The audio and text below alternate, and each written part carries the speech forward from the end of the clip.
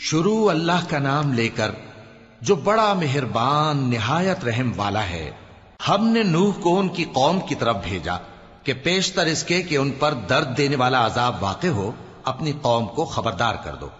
انہوں نے کہا کہ بھائیو، میں تم کو کھلے طور پر خبردار کرتا ہوں کہ اللہ کی عبادت کرو اور اس سے ڈرو اور میرا کہا مانو، وہ تمہارے گناہ بخش دے گا اور موت کے وقت مقرر تک تم کو مہلت عطا کرے گا۔ جب اللہ کا مقرر کیا ہوا وقت آ جاتا ہے تو تاخیر نہیں کی جاتی، کاش تم جانتے ہوتے۔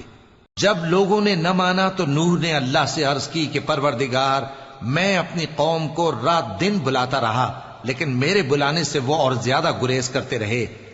جب میں نے ان کو بلایا کہ توبہ کریں اور تو ان کو معاف فرمائے تو انہوں نے اپنے کانوں میں انگلیاں دے لی اور اپنے اوپر کپڑے اوڑھ لیے اور اڑ گئے اور خوب تکبر کرنے لگے۔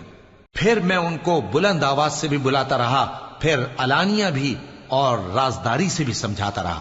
پھر میں نے کہا کہ اپنے پروردگار سے معافی مانگو کہ وہ بڑا معاف کرنے والا ہے۔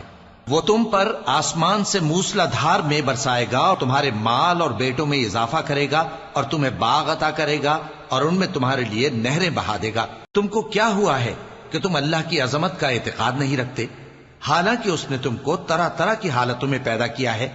کیا تم نے نہیں دیکھا کہ اللہ نے 7 آسمان کیسے اوپر تلے بنائے ہیں اور چاند کو ان میں روشن بنایا ہے اور سورج کو چراغ بنا دیا ہے؟ اور اللہ ہی نے تم کو زمین سے ایک خاص طرح سے پیدا کیا ہے، پھر اسی میں تمہیں وہ لوٹا دے گا اور اسی سے تم کو نکال کھڑا کرے گا۔ اور اللہ ہی نے زمین کو تمہارے لیے فرش بنایا تاکہ اس کے بڑے بڑے کشادہ رستوں میں چلو پھرو۔ آخر میں نوح نے عرض کی کہ میرے پروردگار، یہ لوگ میرے کہنے پر نہیں چلے اور ایسوں کے تابع ہوئے ہیں جن کو ان کے مال اور اولاد نے نقصان کے سوا کچھ فائدہ نہ دیا، اور وہ بڑی بڑی چالیں چلے اور کہنے لگے کہ اپنے معبودوں کو ہرگز نہ چھوڑنا، اور ود اور سوا اور یغوث اور یعوق اور نصر کو کبھی نہ چھوڑنا۔ اور اے پروردگار، انہوں نے بہت لوگوں کو گمراہ کر دیا ہے، اور تو ان ظالموں کو اور زیادہ گمراہ کر دے۔ آخر وہ اپنے گناہوں کے سبب پہلے غرقاب کر دیے گئے، پھر آگ میں ڈال دیے گئے، تو انہوں نے اللہ کے سوا کسی کو اپنا مددگار نہ پایا۔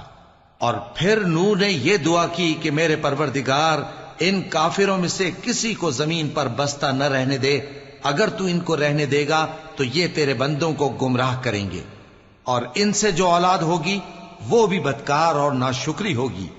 اے میرے پروردگار، مجھ کو اور میرے ماں باپ کو اور جو ایمان لا کر میرے گھر میں آئے اس کو اور تمام ایمان والے مردوں اور ایمان والی عورتوں کو معاف فرما، اور ظالم لوگوں کے لیے اور زیادہ تباہی بڑھا۔